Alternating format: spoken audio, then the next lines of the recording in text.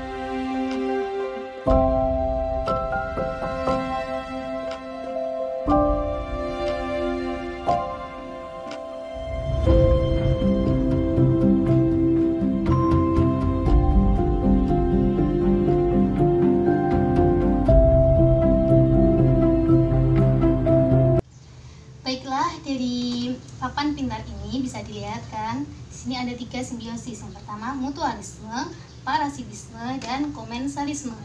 Yang pertama, mari kita bahas yang mutualisme. Mutualisme itu simbiosis yang saling menguntungkan. Jadinya ada 2 simbiosis, yang satu untung, yang satu juga untung. Contohnya yang pertama, ini buaya sama burung. Jadi kenapa kok untung di sini? Buaya ketika makan kan ada sisa-sisa makanannya.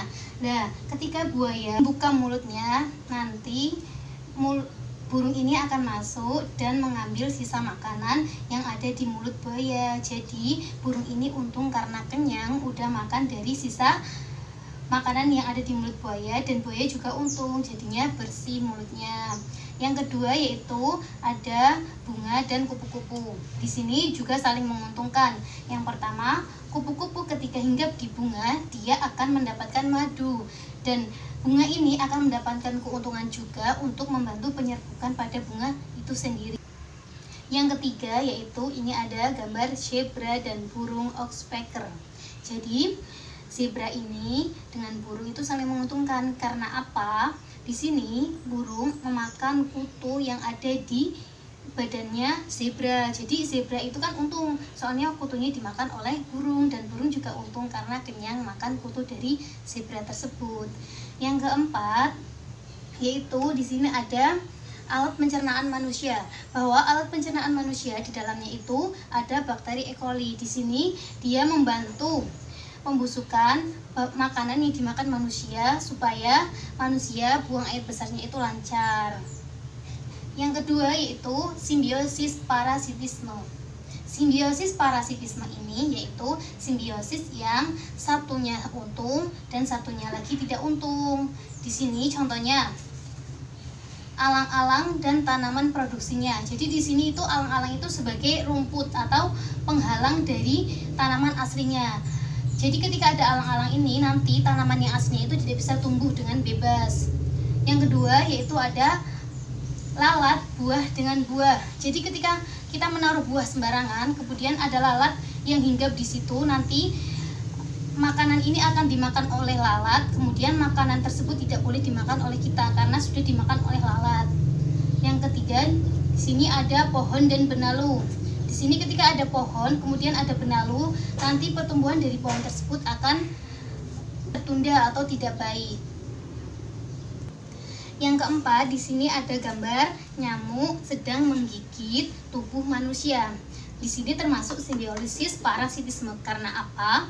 Di sini nyamuk mendapat keuntungan memakan darah dari manusia, sedangkan manusia itu rugi. Kemudian yang ketiga ada simbiosis komensalisme. Simbiosis komensalisme itu yaitu simbiosis yang satunya untung dan satu simbiosis lagi itu tidak untung dan tidak rugi, berarti netral. Yang pertama contohnya yaitu burung dan pohon. Jadi ketika burung menghinggap di ranting pohon itu yang untung burungnya, sedangkan pohonnya tidak apa-apa. Karena apa? Ketika burung itu mau hinggap di ranting pohon tersebut atau tidak, pohon ini tidak mendapatkan keuntungan apa-apa. Yang dua yaitu ikan remora dan ikan hiu. Di sini ikan remora itu yang kecil ya. Di sini dia mendapatkan keuntungan. Mendapatkan keuntungan apa? Dia bisa berlindung di bawah atau menempel di ini tubuhnya dari ikan hiu, dan ikan hiu itu juga tidak apa-apa, dia tidak rugi dan tidak untung. Yang di sini yaitu ada gambar daun sirih dan inangnya. Jadi daun sirih itu tidak termasuk dari benalu.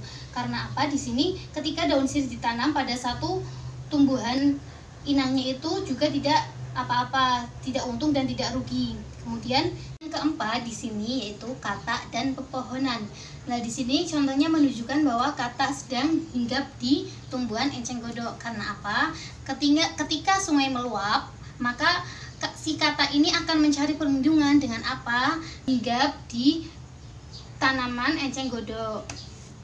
Terus keuntungan apa yang didapat dari katak ini?